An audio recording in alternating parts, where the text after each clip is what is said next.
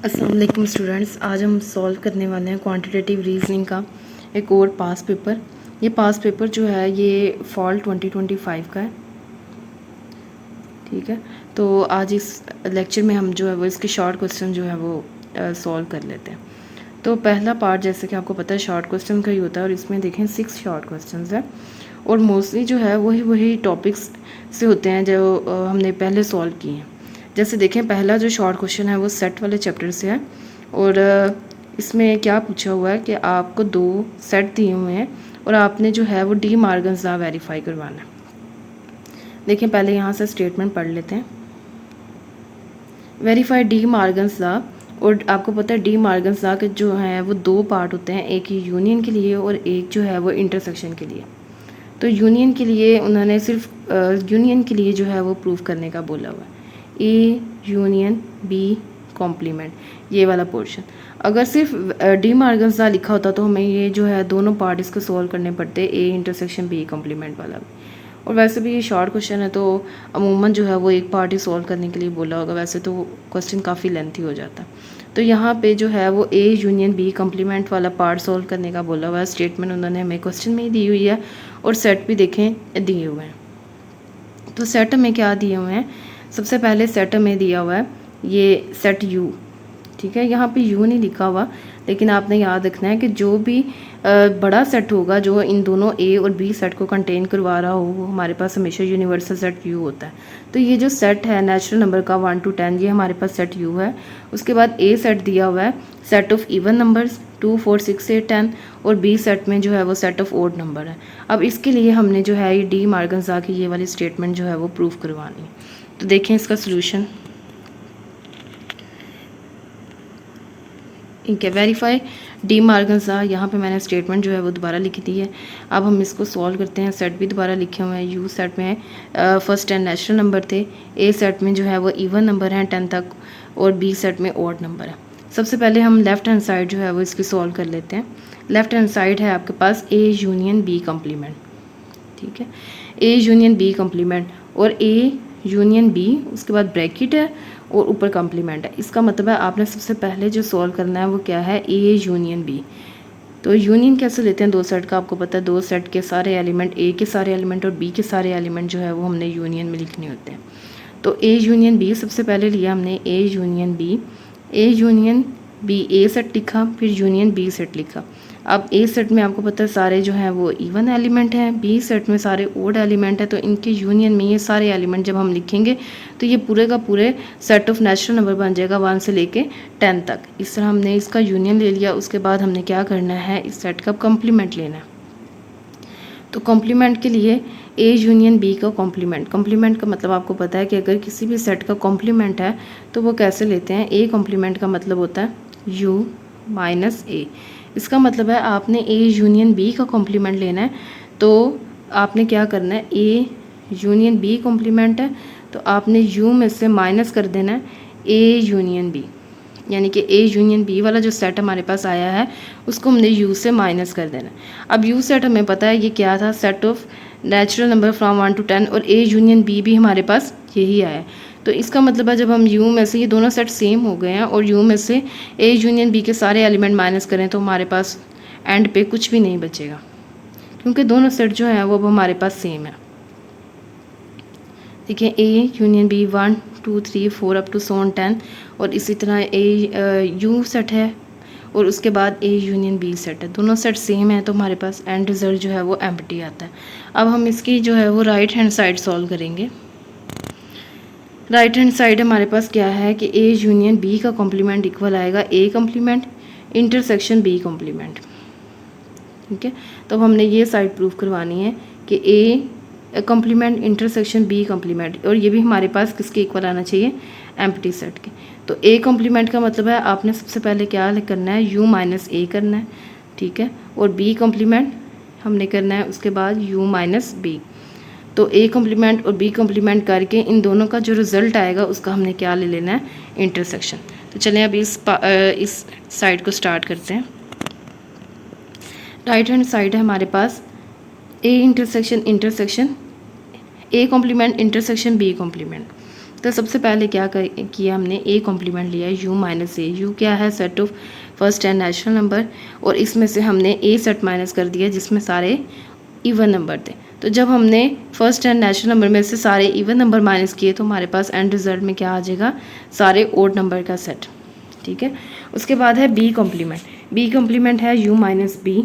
You set of natural number है first and, और इसमें से हमने ये सारे ओड नंबर माइनस कर दिए। जब सारे ओड नंबर माइनस हुए तो हमारे पास क्या आ गया, सारे इवन नंबर। अब हमने क्या करना था, इन दोनों का इंटरसेक्शन लेना था। जब हमने दोनों सेट का इंटरसेक्शन लिया, आपको पता है इंटरसेक्शन का मतलब होता है दोनों सेट में जो कॉमन एलिमेंट है वो हमने इंटरसेक्शन में लिखने होते हैं। तो ए कॉम्प्लीमेंट हमारे पास आपको पता है क्या आया, सारे ओड नंबर का सेट, और बी कॉम्प्लीमेंट आया है सारे इवन नंबर का सेट, और इवन और ओड नंबर में कोई भी एलिमेंट कॉमन नहीं होता। इसका मतलब है इन दोनों सेट के इंटरसेक्शन में हमारे पास एंड पे क्या आएगा, एम्प्टी सेट। तो हमारे पास लेफ्ट हैंड साइड का भी रिजल्ट जो है वो एम्प्टी सेट आ रहा था, और राइट हैंड साइड भी एम्प्टी सेट आई है। इसका मतलब है दोनों साइड जो है वो हमारे पास इक्वल है, और इससे हमारे इसके साथ ही हमारा डी मार्गन्स लॉ जो है वो प्रूव हो गया, और आपका फर्स्ट शॉर्ट क्वेश्चन जो है वो भी सॉल्व हो गया। अब देखिए सेकंड में क्या पूछा हुआ है। सेकंड शॉर्ट क्वेश्चन है, in 3 shelves 450 books are kept in the ratio 3:5:7, find the number of books in each shelf. यानी कि टोटल जो है वो आपके पास 450 बुक्स है, और इनको हमने 3 शेल्फ्स में इस रेशो में रखना है, 3:5:7। और इस तरह का क्वेश्चन भी ज़रूर जो है वो पास पेपर में आए हुए हैं, और मैंने आपको सारे पेपर्स में जो है वो ये सॉल्व करवाएं। तो अब इतनी डिटेल में नहीं जाएंगे, आप बाकी पेपर्स भी सॉल्व करें। तो सबसे पहले जो है अब इसका सोल्यूशन देख लें।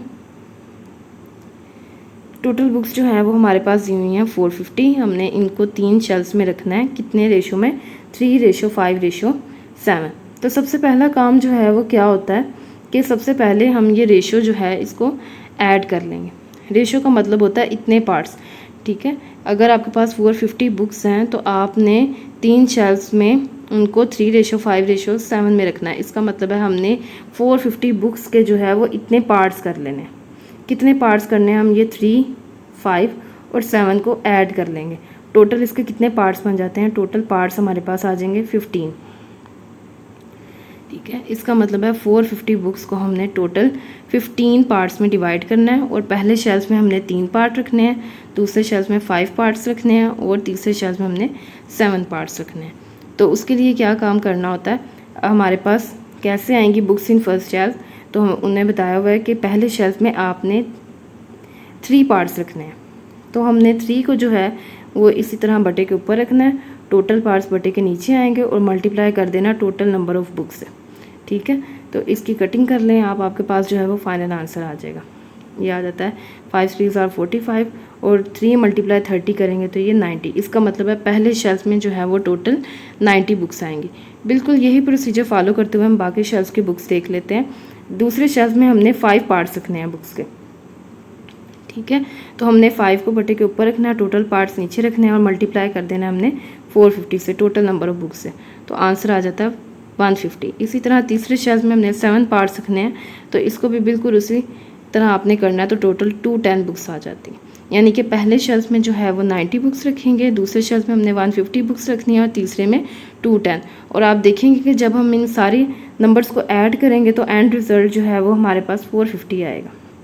ठीक है, ये आप एंड पे ज़रूर चेक कर लिया करें ताकि आपको पता चल जाए कि आपका जो आंसर है वो सही है। तो ये टोटल जो है वो 450 बन जाता है। ठीक है, तो टोटल 450 बुक्स को हमने 3 शेल्फ में उनकी रिक्वायर्ड रेशो में रख दिए। ये 3 पार्ट्स हैं, ये 5 पार्ट्स हैं, और ये 7 पार्ट्स। इस तरह ये सेकेंड शॉर्ट क्वेश्चन जो है वो भी आपका सॉल्व हो गया। आप देखें थर्ड शॉर्ट क्वेश्चन की तरफ आते हैं। थर्ड में जो है वो इक्वेशन दी हुई है जिसको हमने सॉल्व करना है। तो ये देखें, ये इक्वेशन है आपके पास x/x+1 plus x+1/x is equal to 5/2। ठीक है, तो ये हमने इक्वेशन अलजबरा का जो पार्ट है उसमें इस तरह की इक्वेशन जो है वो सॉल्व की हुई है। अब इस इक्वेशन को हम सॉल्व करते हैं। जी, तो ये वो इक्वेशन है जो हमें क्वेश्चन में दी हुई है। सबसे पहले हमने इसको कैसे सॉल्व करना होता है। सबसे पहले जो बटे के नीचे जो दोनों फैक्टर लिखे हुए हैं आपने उनको देखना है। ठीक है, तो क्या फैक्टर लिखा हुआ है, एक फैक्टर है आपका x+1 और दूसरा फैक्टर क्या है x। उसके बाद देखें कि ये दोनों जो है वो लीनियर फैक्टर हैं और दोनों बिल्कुल नॉन कॉमन है। तो इसका मतलब है हम इसका इनका एलसीएम क्या आएगा, इनके एलसीएम में दोनों फैक्टर जो है वो मल्टीप्लाई हो जाएंगे। ये इसका एलसीएम आ गया। अब इस एलसीएम को हम बटे के नीचे रखेंगे और क्योंकि दोनों नॉन कॉमन है तो हम क्रॉस मल्टीप्लाई करवा देंगे। देखें कैसे करवाने हैं।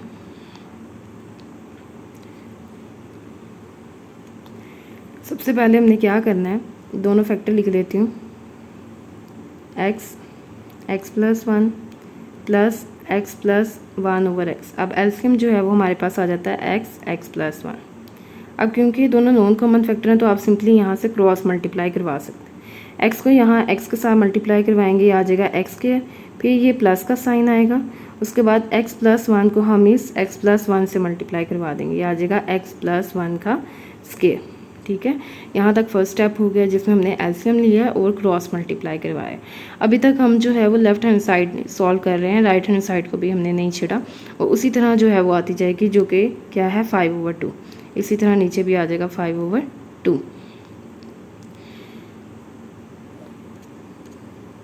जी, तो एलसीएम लेने के बाद हमारा यहाँ तक जो है ये काम हो गया। उसके बाद देखिए अब हमने ये जो स्क्वायर है इसको यहाँ से ओपन कर लेते हैं, x+1 स्क्वायर। तो x+1 का स्क्वायर आपको पता है, यहाँ पे आपका स्क्वायर का फॉर्मूला जो है वो अप्लाई हो जाएगा, x² + 1 + 2x। तो हमने यहाँ पे ये फॉर्मूला जो है इस स्टेप में ये फॉर्मूला जो है वो ओपन कर दिया। अब देखिए आपके पास x² वाली जो है वो दो टर्म्स हो गई हैं, x² + x²। ठीक है, ये तो यहाँ पे इसको हम दोनों को क्या करेंगे, ऐड कर लेंगे। ये आपके पास आ जाएगा 2x² और फिर मैंने ये वाली टर्म लिखी है +2x और उसके बाद ये +1 वाली टर्म +1। अब देखिए ये आपके पास एक क्वाड्रेटिक इक्वेशन जो है वो ऊपर बन रही है। तो ऊपर आपके पास एक क्वाड्रेटिक इक्वेशन बन गई, नीचे वही दो लीनियर फैक्टर लिखे हुए हैं। अब इस स्टेप के आगे जाके हम क्या करेंगे, या ये जो दोनों साइड हैं इधर क्रॉस मल्टीप्लाई करवा देंगे। 2 को हम ये ऊपर क्वाड्रेटिक इक्वेशन से मल्टीप्लाई करवाएंगे और जो नीचे हमारे पास है x+1 वाला लीनियर फैक्टर, इसको हम यहाँ पे ये 5 के साथ मल्टीप्लाई करवाएंगे। तो हम यहाँ पे जो है इन दोनों को क्रॉस मल्टीप्लाई करवा लेते हैं। क्रॉस मल्टीप्लाई करवाते हैं, यहाँ पे ये 2 आके मल्टीप्लाई हुआ और यहाँ पे हमने ये 5 के साथ इस फैक्टर को जो है वो मल्टीप्लाई करवाया। तो मल्टीप्लाई करवा के हमारे पास ये चीज़ यहाँ तक ये स्टेप हो गया। अब हम इस 2 को, ये जो हमारे पास एक कांस्टेंट टर्म है, इसको अंदर मल्टीप्लाई करवा लेते हैं इस इक्वेशन के साथ। तो 2 को जब हम 2x² से मल्टीप्लाई करवाएंगे ये आ जाएगा 4x², फिर हम इस 2 को 2x से मल्टीप्लाई करवाएंगे 4x, फिर इस 2 को 1 से मल्टीप्लाई करवाएंगे +2। इसी तरह हम यहाँ पे 5 के साथ जब मैंने x लिखा समझेंगे, इसके साथ मल्टीप्लाई हो गया, ये आपका 5x बन गया। अब हम 5x को जो है वो अंदर मल्टीप्लाई करवाते हैं ब्रैकेट के अंदर। 5x को जब हम x से मल्टीप्लाई करवाएंगे तो ये हमारे पास आ जाएगा 5x²। और इसी तरह जब हम इसको 1 से मल्टीप्लाई करवाएंगे ये आ जाएगा +5x। अब दोनों तरफ जो है वो हमारे पास क्वाड्रेटिक इक्वेशंस आ गई हैं। अब इसको हम इक्वल के एक साइड पे ला के जो है वो प्लस माइनस कर लेंगे। अब वो वाला स्टेप करते हैं जिसमें हमने इसको प्लस माइनस करना है। अब देखिए मैं इसको जो है वो लेफ़्ट हैंड साइड पे लेके आ रही हूँ। तो यहाँ पे ये वाला टर्म था 4x² और यहाँ से ये 5x² इधर आके माइनस हो जाएगा। इसी तरह यहाँ पे +4x है और यहाँ से ये +5x इधर आके -5x हो गया। उसके बाद ये +2 कांस्टेंट टर्म। अब 4x² -5x² करें, ये हमारे पास क्या आ जाएगा -x², क्योंकि बड़ी अमाउंट का माइनस जो है वो साथ आएगा।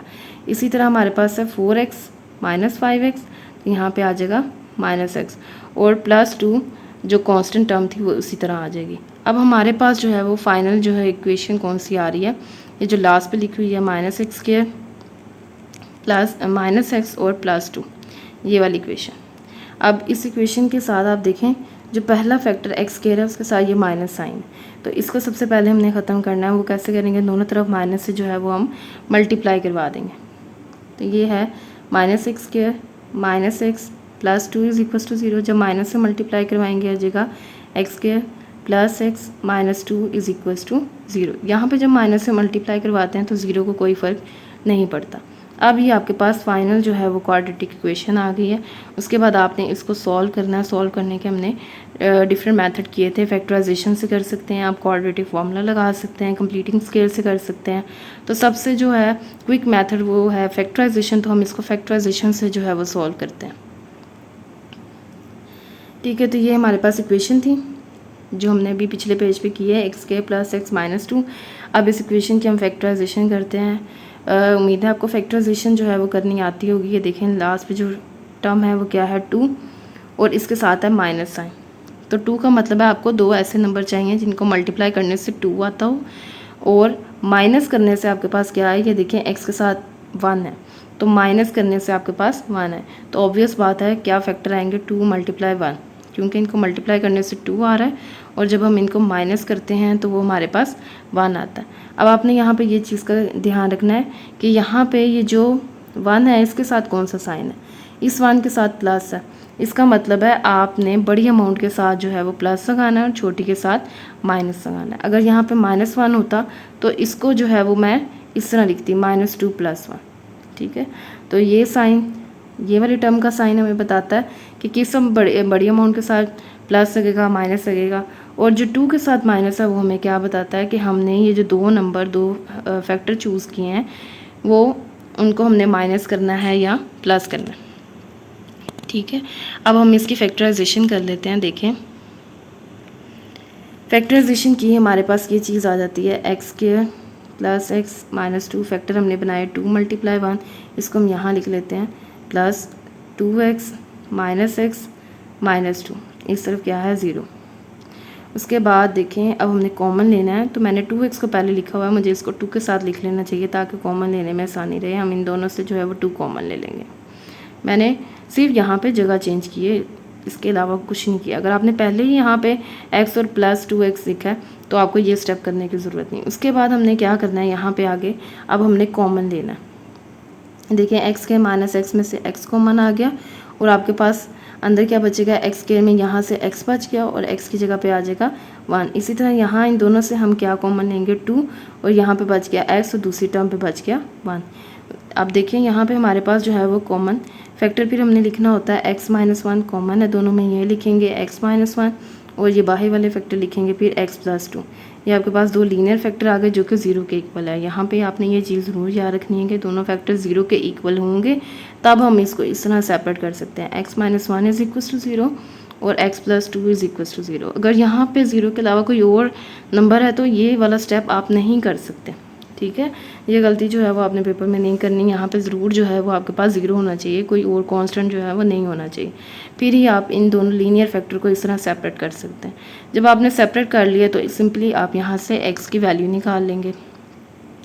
देखिए x - 1 = 0 है, x - 1 = 0, तो -1 इधर जाके +1 हो जाएगा। x + 2 = 0 है तो +2 इधर जाकर -2 हो जाएगा और आपके पास x की वैल्यू आ गई 1 और -2। उसके बाद आपने लास्ट पे सोल्यूशन सेट लिख देना और सोल्यूशन सेट जो है वो आपने ज़रूर लिखना है। सोल्यूशन सेट का जो है वो एक नंबर होता है, तो इसको लिखना नहीं भूलना वरना आपका नंबर जो है वो कट सकता है। अब हम आते हैं अपने नेक्स्ट क्वेश्चन की तरफ। 3 क्वेश्चन जो है वो हमारे सोल्व हो गए। उसके बाद है क्वेश्चन नंबर 4, ये भी आपका अलजेब्रा का क्वेश्चन है। देखें solve the quadratic equation by factorisation.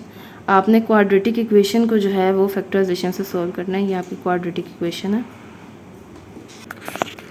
जी। तो ये क्वाड्रेटिक इक्वेशन जो है वो हमने सॉल्व करनी है। अभी हमने ऊपर वाली भी क्वाड्रेटिक इक्वेशन सॉल्व की है, तो उसके बाद तो ये सॉल्व करना जो है वो आपको काफ़ी आसान लगेगा। देखिए हम इसका सोल्यूशन देखते हैं जी। तो ये आपकी इक्वेशन थी जो हमें क्वेश्चन में दी हुई है, x के प्लस 10x और दूसरी साइड पे एक कांस्टेंट और उसके साथ एक लीनियर फैक्टर मल्टीप्लाई हो रहा है। तो ऐसा स्टेप हमने पिछले क्वेश्चन में भी किया है। आपने क्या करना है, ये जो कांस्टेंट लीनियर फैक्टर से मल्टीप्लाई हो रहा है इसको सबसे पहले आप अंदर मल्टीप्लाई करवा लें। 8 2 ज़ार क्या आ जाएगा 16x - 8। ठीक है, तो ये लीनियर फैक्टर और दूसरी तरफ ये क्वाड्रेटिक फैक्टर। उसके बाद हमने नेक्स्ट स्टेप क्या किया था, आपने क्या करना है कि यहाँ पे जो आपके पास जितनी भी अलजेब्रिक टर्म आ रही हैं उसको एक तरफ ले आएँ ताकि आपके पास इक्वल के दूसरी साइड पे जो है वो 0 बन जाए। तो अब हमने क्या करना है, यहाँ से एक्स स्क्वायर, इधर आपको पता है एक्स स्क्वायर वाला कोई फैक्टर नहीं है तो कोई भी नहीं आएगा। उसके बाद लीनियर फैक्टर है यहाँ पे 10x और यहाँ से ये 16 इधर आके -16x हो जाएगा और -8 इधर आके क्या हो जाएगा आपके पास +8 इज इक्वल्स टू 0। अब इसको प्लस माइनस कर लें, ये आ जाएगा x² प्लस 10x -16x, ये हमारे पास आ जाएगा -6x, ठीक है। और उसके बाद +8 इज इक्वल्स टू 0। अब सिंपली देखें ये आपके पास एक क्वाड्रेटिक इक्वेशन बन गई है, x² -6x +8 is equals to 0। और क्वेश्चन में गिवन है कि आपने इसको फैक्टराइजेशन से सॉल्व करना है, तो इस क्वाड्रेटिक इक्वेशन को आपने सिर्फ और सिर्फ फैक्टराइजेशन से ही करना है। अगर आप कोई और मेथड करेंगे तो आपके मार्क्स जो है वो कट हो जाएंगे। सबसे पहला काम फैक्टराइजेशन में आपने क्या देखना होता है कि कौन सा नंबर है जिसके हमने फैक्टर बनाने हैं। देखें ये आपके पास क्वाड्रेटिक इक्वेशन है और इसका ये नंबर है 8। अगर यहाँ पे 1 दिया हुआ है तो इसका मतलब है 8 × 1 8, तो ये वो नंबर है जिसके आपने जो है वो फैक्टर बनाने हैं। उसके बाद आपने क्या देखना है, फैक्टर जो है उसमें वो 2 नंबर होने चाहिए हमारे पास जिसको ये प्लस साइन बता रहा है, ऐड करने से आपके पास क्या है -6 आए। 2 ऐसे नंबर जो है लेने हैं जिनको मल्टीप्लाई करने से आपके पास 8 आए और ऐड करने से आपके पास -6 आए। तो वो 2 नंबर क्या है 4 × 2। देखें इन दोनों को मल्टीप्लाई करते हैं तो 8 आता है और जब ऐड करते हैं तो हमारे पास 6 आता है। सॉरी, ऐड करके हमारे पास -6 आना चाहिए। तो ऐड करने के लिए फिर हम कौन से साइन यूज़ करेंगे, -4 -2। तो ऐड करके हमारे पास क्या आ रहा है -6। तो ये अब दोनों नंबर जो है वो हम फैक्टराइजेशन में लिख लेते हैं।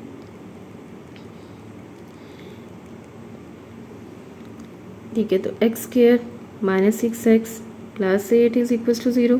हमने नंबर चूज़ किए हैं 4 और 2 और इसको हमने इस तरह लिखना है -4x -2x +8 is equal to 0। यहाँ पे मैंने आपको बताया कि ये दोनों माइनस हमने क्यों लगाया है, क्योंकि ऐड करना था। ये प्लस साइन बता रहा है आपने ऐड करना है और ये माइनस साइन बता रहा है दोनों नंबर के साथ माइनस हो। आपको पता है ऐड सिर्फ हम तब कर सकते हैं जब दोनों नंबर्स के साथ सेम साइन हो। अगर हम यहाँ पे दोनों नंबर के साथ प्लस और प्लस लगा दूंगी तो ये -6 नहीं बनेगा, ये +6 बन जाएगा। आपको -6 चाहिए तो यहाँ पे जो है वो माइनस होना चाहिए। अब हम यहाँ पे कॉमन ले लेते हैं, इन दोनों में से क्या कॉमन आ रहा है x, यहाँ से क्या बच गया आपके पास x माइनस और यहाँ से आपके पास बच गया 4। उसके बाद -2 कॉमन लिया, यहाँ से बच गया x और इस माइनस की वजह से ये साइन चेंज हो जाएगा और 8 का क्या आ जाएगा यहाँ पे 2 4 8। ये अब दोनों कॉमन फैक्टर हम लिखेंगे x -4 और यहाँ से ये बाहर वाले दोनों नंबर्स x -2 इनका ही फैक्टर बन जाएगा और ये इक्वल टू 0 आ जाएगा। क्योंकि दो लीनियर फैक्टर का जो प्रोडक्ट है वो 0 आ रहा है, इसका मतलब है दोनों 0 के इक्वल है। तो यहाँ से आपने नेक्स्ट क्या करना है, x -4 भी 0 के इक्वल आएगा, x -2 भी 0 के इक्वल आएगा, x इज इक्वल टू 4 आ जाएगा। क्योंकि जब -4 इक्वल के दूसरे साइड पे जाएगा तो ये +4 हो जाएगा। इसी तरह x -2 इज इक्वल टू 0, -3 जाके +2 हो जाएगा और आपके पास सोल्यूशन आ गया 4 और 2। इसको आपने सोल्यूशन सेट में लिख देना है और दोबारा रिपीट कर रही हूँ कि सोल्यूशन सेट लिखना मस्ट है। इस तरह आपका क्वेश्चन नंबर 4 जो है वो भी सॉल्व हो गया। अब देखें क्वेश्चन नंबर 5 की तरफ आते हैं। क्वेश्चन नंबर 5 आपको क्या दिया हुआ है, देयर आर 8 मैन, ठीक है, 8 आदमी हैं एंड 10 वुमेन और 10 जो हैं वो औरतें हैं। मेंबर्स ऑफ अ क्लब, एक क्लब के मेंबर हैं, 8 आदमी हैं और 10 जो हैं वो औरतें हैं। हाउ मैनी कमेटीज ऑफ 7 लोगों की आपने कमेटी बनानी है, इनमें से हैविंग एट मोस्ट 4 वुमेन, के उन कमेटी में ज़्यादा से ज़्यादा 4 औरतें होनी चाहिए। ज़्यादा से ज़्यादा 4 होने का क्या मतलब है कि 4 से ज़्यादा ना हो, यानी कि कमेटी में ना आप 5 औरतों को रख सकते हैं, ना आप 6 औरतों को रख सकते हैं, ना आप 7 औरतों को रख सकते हैं। कमेटी के लिए उन्होंने क्या कंडीशन लिखी है कि लेडीज़ जो हैं, वुमेन जो हैं वो सिर्फ 4 होनी चाहिए, ज़्यादा से ज़्यादा 4 होनी चाहिए, यानी कि 5 नहीं रख सकते, 6 नहीं रख सकते, 7 नहीं रख सकते। तो कितनी वुमेन जो है वो हम कमेटी में रख सकते हैं, 0 वुमेन, यानी कि हो सकता है कि कमेटी में कोई भी वुमेन ना हो। 1 वुमेन रख सकते हैं, 2 रख सकते हैं, 3 रख सकते हैं और 4 वुमेन रख सकते हैं। तो ये हम रख सकते हैं और 5 6 7 वुमेन जो है वो हम नहीं रख सकते। इसका मतलब है कि ये इस क्वेश्चन के जो है वो 5 पार्ट होंगे, 0 women, 1 women, 2 women, 3 women, 4 women. और सबसे पहला काम जो है वो ये जो है वो हमने डिस्क्राइब करवाना है कि यहाँ पे आपको कॉम्बिनेशन लगाना है या परम्यूटेशन लगानी, ठीक ठीक है। तो हमने दो जो है वो टेक्निक्स पढ़ी हुई हैं, कॉम्बिनेशन और परम्यूटेशन। तो आपको पता है कमेटी, टीम, ठीक है, क्लब मेंबर्स हैं, तो आपने कमेटी बनानी है, कोई टीम बनानी है, कोई ग्रुप बनाना है, इस तरह का कोई भी काम है तो हम इसका मतलब है वो क्वेश्चन जो है वो कॉम्बिनेशन का। तो ये कॉम्बिनेशन का क्वेश्चन है जिसके जो है वो आगे फर्दर पार्ट्स होंगे। देखें अब इसको सॉल्व करते हैं।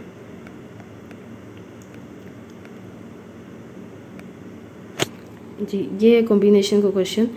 टोटल हमें कितने आदमी दिए हुए थे, 8 आदमी हैं और 10 जो है वो लेडीज़ हैं, और हमने टोटल जो है वो 7 मेंबर्स की कमेटी बनानी है। कमेटी कितने मेंबर्स की बनानी है, 7 की। तो हमने कहा, और कमेटी बनाने का एक रूल दिया हुआ है कि आप एट मोस्ट जो है वो 4 वुमेन रख सकते हैं, ठीक है। एट मोस्ट का मतलब मैंने आपको बताया कि ज़्यादा से ज़्यादा जो है वो 4 वुमेन होनी चाहिए, 4 से ज़्यादा जो है वो नहीं हो सकती। तो 4 के लिए हमने कहा कि डिफरेंट केसेस बनते हैं। पहला केस ये बनता है कि आपने कमेटी में कोई भी वुमेन को शामिल नहीं किया, तो number of committees having 0 women, तो कितनी कमेटीज़ जो है वो बनेगी। क्योंकि ये कॉम्बिनेशन का क्वेश्चन है तो हम टोटल मैन कितने लिए हुए हैं, 8, यहाँ पे हमने टोटल लिखा। उसके बाद कॉम्बिनेशन, और हमने 7 मेंबर्स की कमेटी बनानी है, इसका मतलब है 7 हमने आदमी रखे हैं, क्योंकि हमने कहा हमने लेडीज़ वुमेन को नहीं लिया। उसके बाद 10 कॉम्बिनेशन, क्योंकि हमने किसी भी लेडी को नहीं लिया तो हमने कितनी चूज़ की हैं, 0। और यहाँ पे प्रोडक्ट रूल आएगा, क्योंकि दोनों इवेंट सेम टाइम पे हो रहे हैं तो इन दोनों को हम मल्टीप्लाई करवाएंगे। तो पहला जो है वो ये केस बनेगा जब हमने 0 वुमेन ली हुई है। तो number of committees having 0 women जो है वो हमारे पास क्या आएगा, आपने कैलकुलेटर पे 8 कॉम्बिनेशन 7 करना है, फिर मल्टीप्लाई करवाना है 10 कॉम्बिनेशन 0 को, तो हमारे पास यहाँ पे आंसर आ जाएगा 8, ठीक है। उसके बाद जो है सेकंड केस है कि आप नंबर ऑफ़ कमेटीज़ फाइंड करें 1 वुमेन के लिए। 1 वुमेन इसका मतलब है हमने टोटल 7 मेंबर्स की कमेटी बनानी है। अगर आप 1 वुमेन ले रहे हैं तो आपको 6 मैन लेने हैं, ठीक है। ये मैन और वुमेन लिख लेते हैं। अब हम जो है वो कॉम्बिनेशन इसके लिए लिखते हैं, 8 हैं टोटल मैन, कॉम्बिनेशन 6, और वुमेन टोटल कितनी है, 10, कॉम्बिनेशन 1। इन दोनों का आपस में मल्टीप्लाई करवा दिया। अब कैलकुलेटर से जो है वो आप ये वैल्यूज़ निकाल सकते हैं।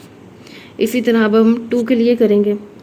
अब हमने जो है वो 2 वुमेन सेलेक्ट करनी है। टोटल आपने यहाँ रखना है 7 मेंबर्स की कमेटी बना रहे हैं। आप वुमेन कितनी ले रहे हैं, ये W जो है मैंने वुमेन के लिए लिखा है, M जो है मैंने मैन के लिए लिखा है। 2 वुमेन लेनी है। अगर 2 वुमेन हैं तो मैन कितने हो जाएंगे, 7 - 2 5। तो इसका मतलब है उस कमेटी में जो 7 मेंबर्स की आपने कमेटी बनाई है उसमें 2 वुमेन लेनी है और 5 जो है वो मैन लेने हैं। अब इसका कॉम्बिनेशन बना लेते हैं। वुमेन टोटल है 10 कॉम्बिनेशन 2, और मैन टोटल कितने थे, 8 कॉम्बिनेशन 5। उसके बाद आपने इसको कैलकुलेटर पर सॉल्व करना है, और इसके लिए ये आपका आंसर आ जाएगा 2520। बिल्कुल इसी मेथड से आपने 3 वुमेन के लिए करना है। अब इसको 3 वुमेन, अगर 3 वुमेन है तो बताएं टोटल 7 मेंबर्स की कमेटी है, 3 आपने वुमेन ले ली, तो मैन जो है वो आपके पास कितने आ जाएंगे, 4। आप इसका कॉम्बिनेशन बनाएंगे। टोटल 8 वुमेन है तो 8 कॉम्बिनेशन 3, मैन जो है वो टोटल 10 है तो 10 कॉम्बिनेशन 4, नहीं सॉरी 10 जो है वो है लेडीज़। इसको मैं बैक कर रही हूँ। तो 10 कॉम्बिनेशन 3 आ जाएगा, और टोटल 8 मैन है तो 8 कॉम्बिनेशन 4 आ जाएगा। इन दोनों को आपने मल्टीप्लाई करवाया तो ये आपके पास आ जाएगा 8400। अब आपने 4 वुमेन के लिए यही काम करना है। तो अब हम यहाँ से वुमेन कितनी कर देंगे, 4। अगर 4 वुमेन है तो मैन जो है वो आपके पास 3 हो जाएंगे। टोटल कितनी वुमेन थी, 10, इसका आ जाएगा 10 कॉम्बिनेशन 4, 8 टोटल मैन है तो 8 कॉम्बिनेशन 3, दोनों को मल्टीप्लाई करवाया और ये हमारे पास फाइनल रिजल्ट आ गया। अब टोटल नंबर ऑफ़ कमेटीज़ में आपने इन सारे आंसर्स को जो है वो ऐड कर देना है, जो आपके सारे केसेस के आए हैं। 5 डिफरेंट केसेस, उन सब के आंसर्स को जो है वो हमने ऐड कर दिया, तो आपके पास एंड पे टोटल नंबर ऑफ़ कमेटीज़ आ जाएगा। ठीक, ये देखें इस स्टेप में मैंने इन सबको ऐड किया और हमारे पास फाइनल रिजल्ट क्या आया, 22,968। तो इतनी टोटल नंबर ऑफ़ कमेटीज़ जो हैं वो बन सकती हैं अगर हम 7 मेंबर्स की कमेटीज़ बना रहे हैं, जिसमें हम एट मोस्ट 4 वुमेन जो है वो रख रहे हैं, ज़्यादा से ज़्यादा 4 वुमेन्स के लिए। आई होप कि आपको जो है वो समझ आ रही है। अगर कोई भी चीज़ नहीं समझ आएगी तो आपने कमेंट सेक्शन में जो है वो पूछ लेना है, ठीक है। तो अब देखें लास्ट वाला जो पार्ट है वो हमारे पास स्टैट्स का है, जिसमें हमें बोला गया प्रिपेयर अ हिस्टोग्राम कि आपने एक हिस्टोग्राम बनाना है। हिस्टोग्राम आपको याद होगा कि हम एक जो है वो ग्राफ बनाते हैं जिसमें हम रेक्टेंगल से जो है वो अपना डाटा शो कराते हैं, और रेक्टेंगल्स जो हैं ये आपके एडजेसेंट होनी चाहिए। एडजेसेंट का मतलब है एक के साथ दूसरी जुड़ी हुई। तो अब हमारे पास डाटा में देखें क्या दिया हुआ है। डाटा में हमारे पास क्लास इंटरवल दिए हुए हैं और फ्रिक्वेंसी दी हुई है। अब इस क्लास इंटरवल और फ्रिक्वेंसी को यूज़ करते हुए हमने हिस्टोग्राम बनाना है। तो आपने ज़रूर ये चीज़ याद रखनी है, ग्राफ है तो आपने एक्स एक्सिस लेनी है, वाई एक्सिस लेनी है, ये आपका ओरिजिन पॉइंट है। वाई एक्सिस पे हमेशा हम फ्रिक्वेंसीज लेते हैं और हिस्टोग्राम बनाते हैं तो यहाँ पे हमने क्लास बाउंड्रीज लेनी है। उम्मीद है आपको क्लास बाउंड्रीज जो है वो बनानी आती होंगी। चलें ये भी क्वेश्चन सॉल्व करते हैं।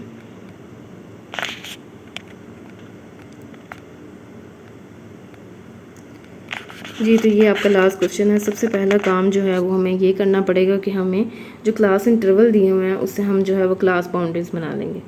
क्लास बाउंड्रीज बनाने के लिए क्या करना होता है, आपने ये जो 50 है, 50 और 51 इन दोनों का डिफरेंस निकाल लेते हैं। 51 माइनस 50 ये बनता है 1।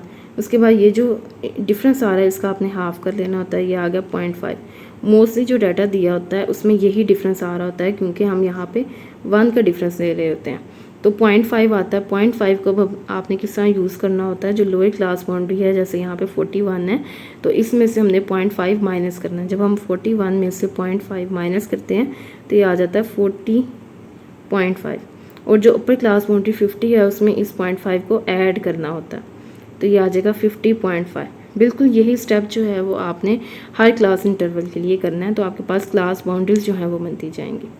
आप देखें 41 में से किया है तो ये आ गया आपके पास 40.5 और 50 में ऐड किया 50.5। इसी तरह 51 में से माइनस करेंगे तो 50.5 और 60 में ऐड करेंगे 60.5।